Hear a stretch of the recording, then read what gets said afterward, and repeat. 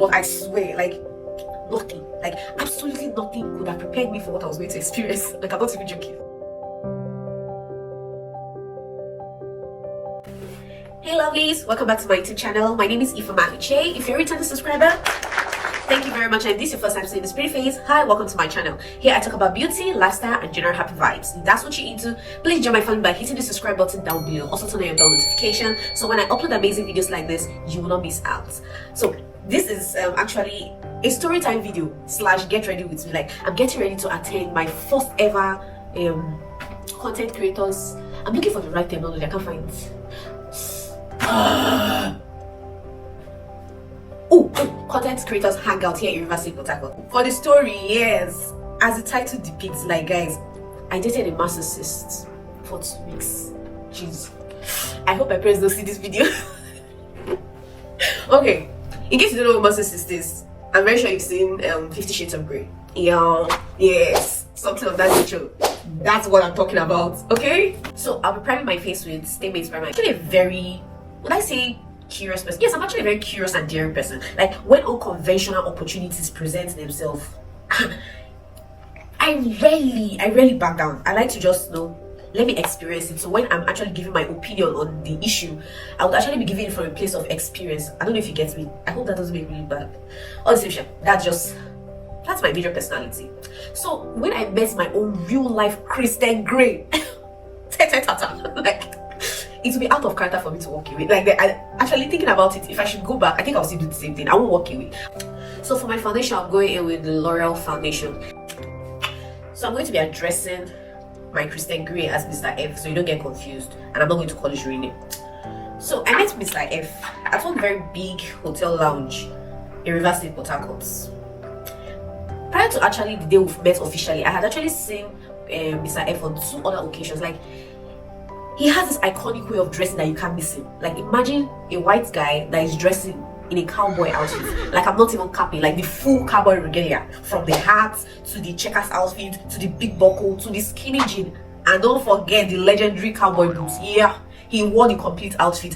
So on the day we officially met, as usual, he was dressed in that his cowboy regalia. So he was walking past me where I was sitting down in the lounge there, and I remember thinking, now wow, that which kind of outfit is this one in this hot Nigerian sun. But this time our eyes, I think, yeah, we had eye contact, like our eyes locked, and he just stopped talking and started staring. So when he got to me, he introduced himself. He was like, I'm Mr. F. What was my name? I told him my name was Ifeoma. So he wasn't like when he was passing, he just couldn't help but notice how pretty I was. I just had to tell me. Of course, I was blushing, like, thank you. I was feeling myself now. So he just told me I was so pretty, and he left. I was like, oh, such a polite person. Like, that was the first thought that crossed my mind. Because I'm not even joking, like, every foreigner that has approached me, they give me the vibe that they have stayed too long in Nigeria. Somehow they give me this Nigeria vibe that I hate. Like, they just have this mentality. I don't know the kind of people that be meeting, that they can just throw a few nairas at you, and I don't know, this will just happen. Oh, really? So for my concealer, I'll be using Image HD concealer. After a while, the guy came back to where I was seated, and he was like, please, can I have your number? I was like, of course. So who is this polite? Why else would I give you my number?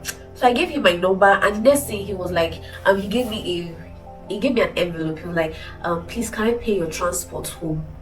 I was like,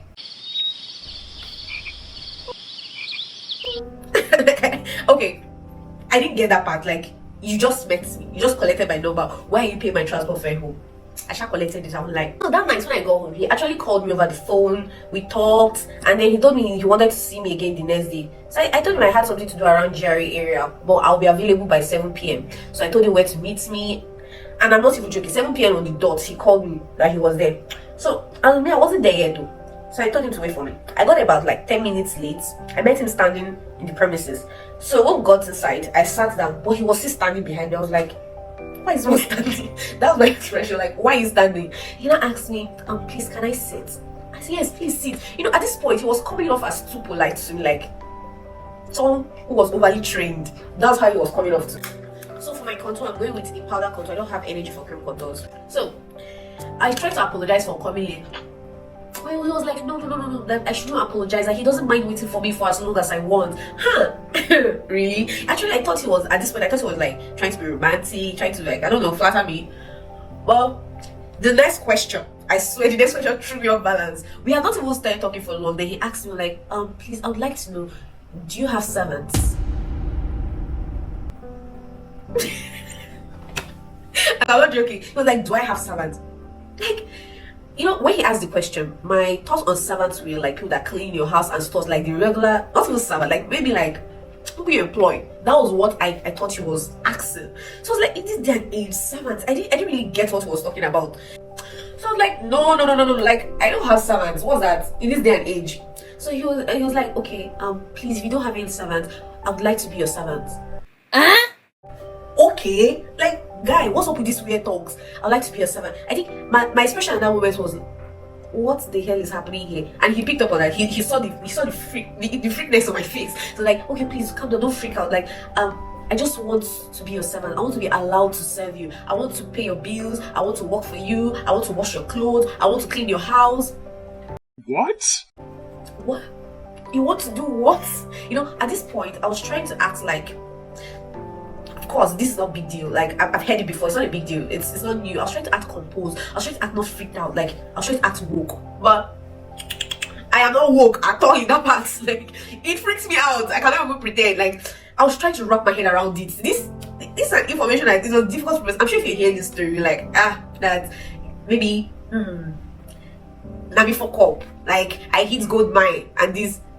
Okay, madam, if that is different. You know, when I was watching 50 Shades of Grey, I was always thinking like, why was Anna, her name is Anna, right? Why was Anna being so reluctant, accepting the dark, handsome, mysterious man? And yes, he had a little bit of cake, but was there?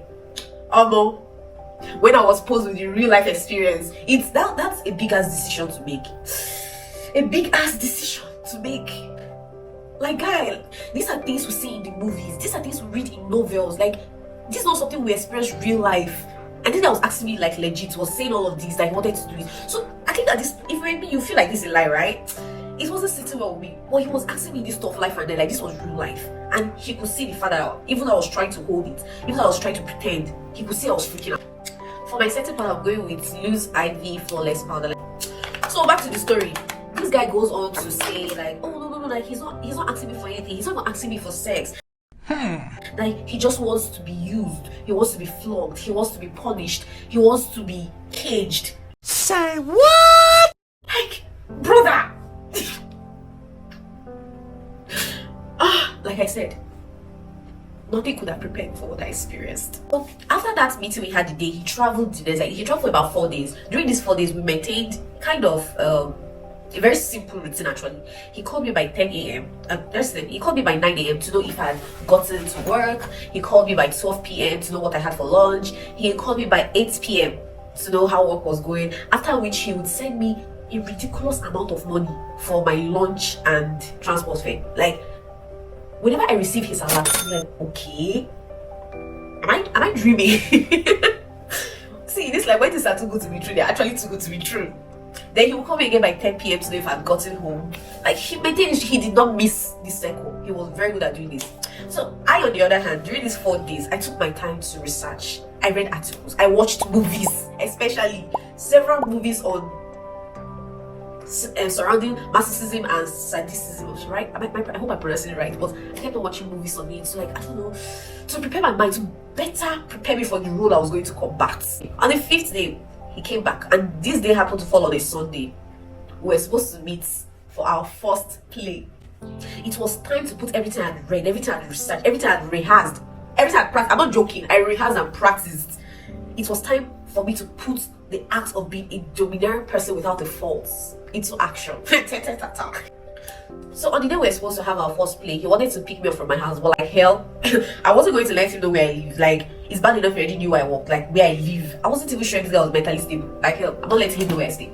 So I told him to meet me at Spa. I actually wanted to even test out my powers. I wanted to know if this was real, because it was seeming very real. So we got to Spa. See, I'm very sure on the day we went to Spa, they would have gossiped about me tire in that Spa. Like, I'm not even joking. This was how it happened. I got there before him, so I was just walking around the mall. I happened to be upstairs when he called me that he was around. So I told him to wait downstairs. I was coming. He saw me coming down the escalator and he quickly walked to the end of the escalator. Good evening, master. He calls me master. Like, Jesus.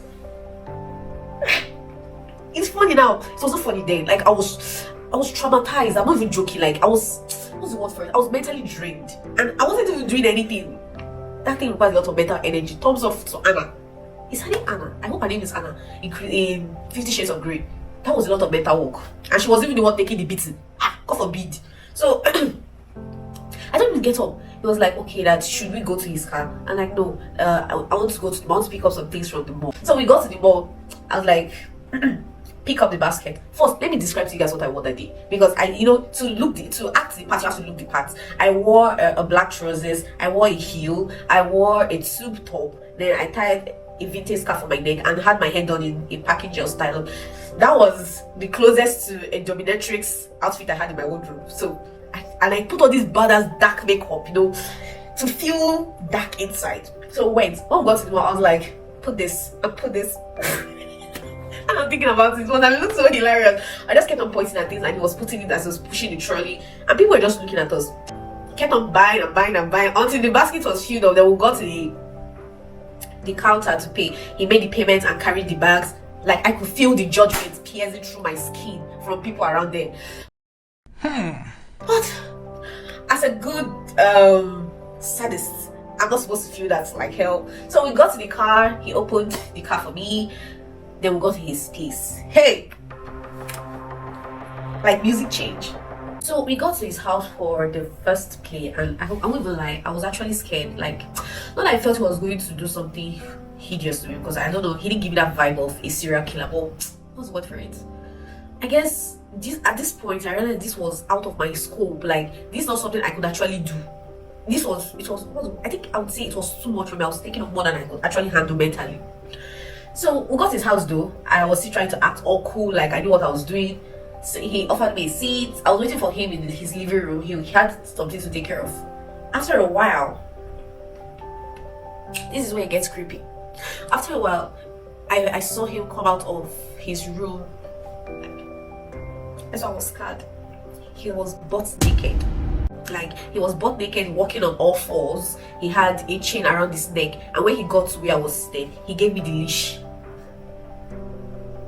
I don't know. That is just wrong on so many levels to me. Like, I cannot even begin to explain it. So he gave me the leash. Then I was very curious. I needed to ask some questions. I asked him if he had other instruments. He said yes. He had the cane, the cuffs, and stuff. I asked him to go get it. That was my first time seeing things like that. He brought them. Okay, I was like, okay, so is this what you actually want? He said yes. Like, he held my feet. He was like, oh my god, he wants me to step on him with the heels. Like, he's going to buy me the longest heels and I'll match him with seats. Blah blah blah blah. I was like, okay. He was like, we are going to draw. I should drop a contract that suits my preference. Whatever I want to put in the contract, whatever clause I want, I should put it in the contract, and he would sign it. That he would buy me a house in my name, like, and he would live in a cage. Now, have I told my family about him yet? I said no. Have I told my friends? I said, I have a friend who knows about you. He was like, how did I introduce him? As I introduced him as a friend, he was like, I should please introduce him as a servant. What? Like, he wants to come to my house and worship my family. So, and I asked, like, have you had other masters before? Maybe this is something that just started for him. He said yes, that his last master was in the United States. That she and her daughter used him for everything. That, okay, since you came to Nigeria, how long have you been here? Say he has been in Nigeria for over a year. So you've not had a master? I said no, that he has not found anyone that he had the connections. He has not found anyone that gave him the essence he wanted. In my mind, I was like, what about me made you feel like I'm okay with this weirdness? Like, I can't even kill cockroach, and I'm not even joking. Anything that is big enough for me to feel, I won't kill it. Just maintain your distance. And you want me to flog you? Okay, as a very good master that I am, we have rehearsed for this. Come on, we've watched so many videos. In fact, I'm going to put up some of the videos that I watched during this period. So I'm not happy here. So I stood up. Let me get back to the room. I was like, look down, don't look at me. So he bent down. He was Jesus. Oh my god! Like, I was flogging him. I actually flogged him. This man shine red. And I asked him, "Do you like this?" He was like, "It makes you happy, master. If you like it, I like it." Like, nigga, I don't like this. Like, what the hell? So we did a lot of whipping section. Then he was at He was down, he took my leg, he put it on himself. I should step on him. I was put on a heel. We had to prepare for it. So I stepped on him with the heel. It was God, it was a very horrifying 30 minutes of my life. A horrifying one. I'm not even joking. So by the time we were done, or by the time I was done flogging him, do you know the worst parts? That he wasn't joking. That thing made him orgasm, like in front of me. I was just sitting out there looking at him. Oh, my eyes are seeing things that they cannot unsee. Oh no! So by the time we were done, he now called his driver to take me home. Like hell, take me where? He wasn't going to know my house because I already knew there and then that no, I'm not trying this. I'm not trying this for anything again in this world. So I had the driver drop me off somewhere, and I picked a boat and went to my house. When I got home, I played the recording for my friend. When she heard it, she kept quiet. Like, you cannot hear that recording and not say this guy is sick in the head. Like, he was mentally, like, I think it was a mental sickness or what. I'm not one to judge, so maybe it's a sexual preference, but that's just too much for anybody to handle. So one of the things he said in the video was like, we're going to have servants in the house, we're going to have slaves in the house, but the thing is that he would serve the slaves. And I don't even get how he was thinking. It was like he was desperate to be maltreated. He needed me to insult him, he needed me to maltreat him, he needed me to bully him. Like, he was a walking ATM. He would work for me, he would pay my bills, he would do this, he would do that. I'm like, oh, okay. I think it was one of these, through this person I realized that I'm not as greedy as I thought. Like, I don't like money do I think I do, because I could not. There's no amount of money that I could have offered me that would have made me continue, because I was what for it. I was worried, I was scared. Like, all I could hear during the session was siren. Like, what if this man dies? I don't care if the contract even states that, like, I'm not at fault if he dies, he defies me from death, but still, this is Nigeria. Like, who will hear my story? Who will hear that this man that was begging me to beat him? So I called him. I was like, no, this is not for me. I can't be your master, stuff like that. Like, I'm not called for it. He kept on begging me, he kept on promising me heaven and earth. Oh, Lord Jesus. I had to block his number, and luckily that period I resigned from my job. So yeah, it made it easy to like break connection. And one of the good things that came out of it is that he didn't know where I lived. So that does I'm not even against like your dates knowing where you live, except you want to take it to the next level. If not, that's why I find that problem. Who knows? I would have seen him camping at my doorstep. So guys, I've come to the end of this video. I've done my makeup too, even if I'm very late. This was an 11 o'clock event and currently it's 1 p.m. so assistant cheerleading. So guys, I've come to the end of this video. If you liked it, please don't forget to give it a thumbs up, or if you just enjoyed my story, please give it a thumbs up, and also subscribe by hitting the subscribe button down below. Don't forget to turn on the bell notification so when I upload amazing videos like this, you will not miss out. Okay, so let me just quickly finalize, like put on my outfit and go for the event. I hope I am able to make a vlog. Maybe you guys will see what it was like. But all the same, I look forward to see you guys in my next video. Till then, bye.